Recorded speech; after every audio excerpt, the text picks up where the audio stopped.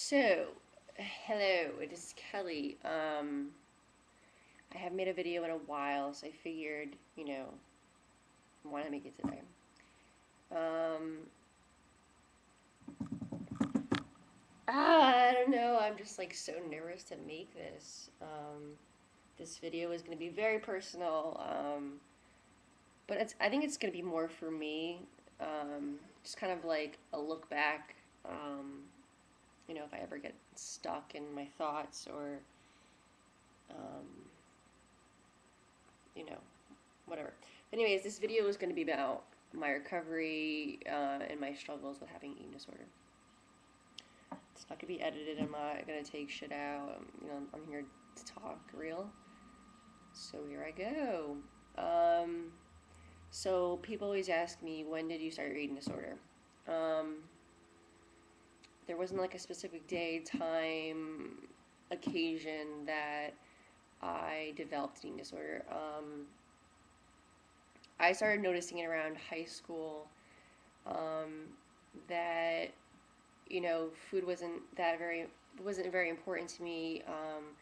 But actually, talking to my mom and like my siblings and stuff like that, I found out that my eating disorder started when I was younger. I would hide my food. I would throw my food away.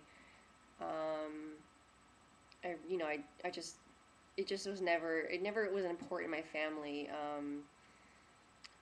And I guess once I started high school, I learned what an eating disorder was, and I think that's the most important key is that unless you're educated on it, you don't think anything's wrong with it, or you think something's wrong, but you can't put into words what it is.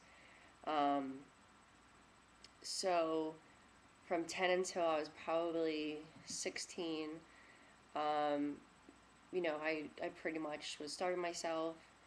Um, not getting what a normal 10 to 16-year-old person was getting. I was very underweight. I don't think I grew very much. Puberty for me, like didn't really develop. Um, I didn't get my period until I didn't get my period until when I was 16. Um, anyways, that's basically, I can't really, I mean, I can tell you events that happened in my life that probably have affected my eating disorder or have affected my life that, has played a part in my eating disorder, but I mean, that's not really relevant right now. Okay, so speeding forward. So when I was 16 and a half, um, I was in health class and we started learning about like eating disorders and different things in health class. And the first person that confronted me about it was my health teacher. She asked me if I had any issues or if she just said I was very underweight. And it was the first time in my life that someone acknowledged the fact that something was wrong with me. My parents never said anything wrong with my weight. Um, so it was kind of like, whatever, I'm just skinny. She was the first person that said anything. And, being a 6-year-old person, having not so great parents that, you know, weren't really there for me, um, for once I was like, wow, someone cares about my well being. And I think I'm not saying that getting that attention from someone is why I went full blown to my eating disorder. I think it's just like when you become aware of something, it just becomes so much more in my life. I don't think it changed from when I was 10 to 16. It was just I was more aware. And I think that's when I started to really look at my behaviors and realize, oh my God, I do have this eating disorder. Like it really does affect my life. So, um, when I turned 17, I moved to my dad's house in New York. And I think things just kind of spiraled out of control there. Leave my mother's house, I was lying. I was, doing stupid things. I was into drugs. I was into alcohol. I was into all that stuff. Just trying to drown all the pain out. So went to my dad's house. I had this family, my dad, my stepmom, my two brothers that really cared about me. And I didn't know how to handle that. It's very foreign when people really care about you and you don't have it normally. So they started being aware of the fact that I wasn't really eating. I was staying the same weight. Um, I was 17, 18. I was only still 90 pounds. Um, so the first time I went to the hospital was when I was 17. Um, and basically, yeah, I learned about an eating disorder. Okay. But I didn't know what it meant. I didn't know what it entailed. I didn't know like what the treatment was. I knew nothing about it. All I knew was that I had a problem. So when I went to the hospital for the first time, I was kind of just, they're wondering why I was there or what my issues were. And, I could tell them my stories about, my parents and this and that. But I really couldn't pinpoint my issues. Um, so they kind of sent me away and they said, you know what, just get a therapist. So I had a therapist on and off for about 2 to 3 years during that time. And then I moved to South Carolina with my parents. I thought that, you know what, I really can't be in New York or New Jersey anymore. I'm going to move away to South Carolina. Things are going to be great, new environment. Um, so I moved down to South Carolina and I went to college there. And I mean, I'm not saying things were terrible. I mean, there were definitely periods of time where I was good. Um, but things weren't getting better. Even just being away from New York and New Jersey, where like all the drama would happen, I was still the same person, and that's when I decided to get help again. I decided to go back into like a therapy program. So I was in my like second year of college, maybe second and a half, I don't know. And basically, I was seeing a therapist, and she told me that I was at an extremely low weight, still in the 90s, like 92, and I was what 20. So they contacted me. They got my parents involved and said, listen, this girl Kelly, me, is a danger to herself. She's really unstable. This is not healthy. So for the next year or so, I was seeing this therapist. I was, going regular checks to the doctors, and I was on this plan that if I lost any more weight, then they could basically tell me to get the fuck out of school. I mean, not in those exact words, but that was basically my initiative. My incentive was gaining weight, was staying in school. So the next year, I dated this girl, and I even proposed to her, and we were, together for almost a year, not completely a year. Um, and I guess what I've learned throughout my life is that because of this eating disorder, people cared about me. Um, Maybe not so much my parents because they were still kind of the loop, but like friends, some family, but teachers cared about me because I was sick.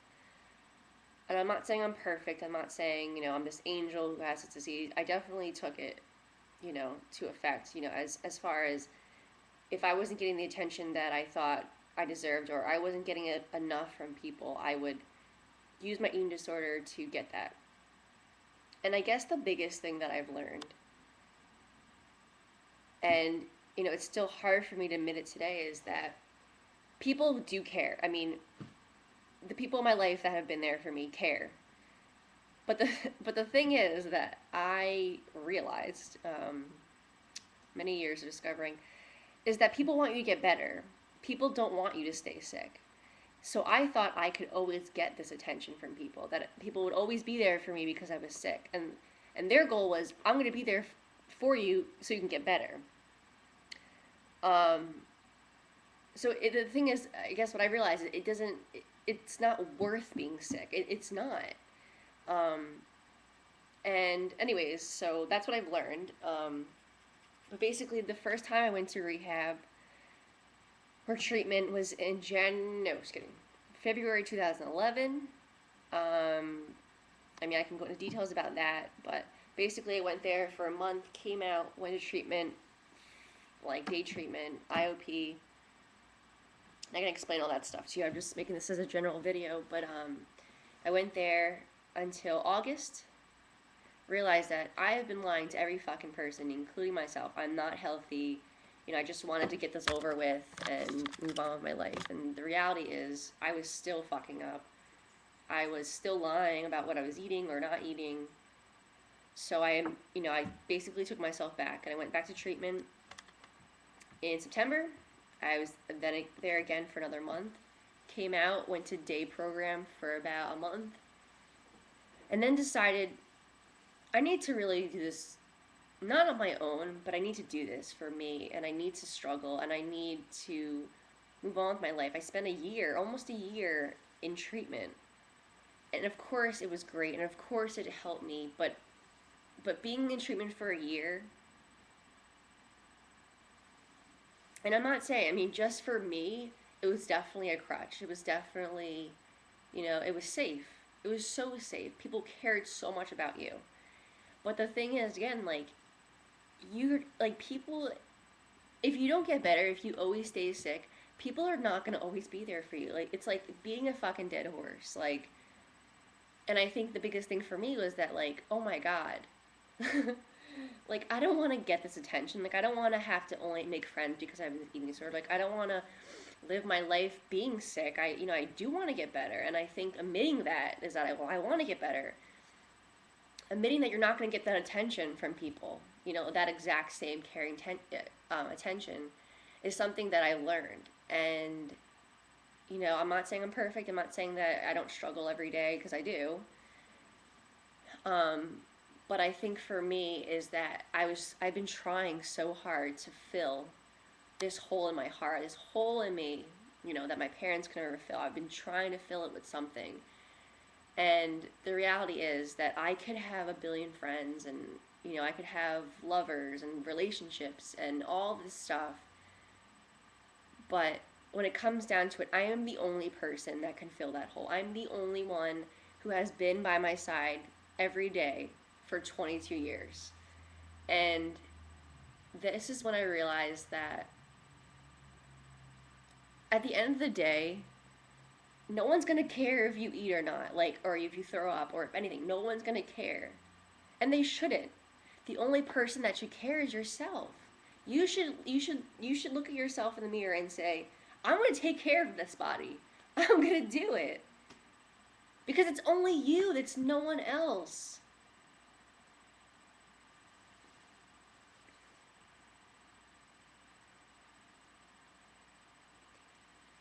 So I guess my main point is that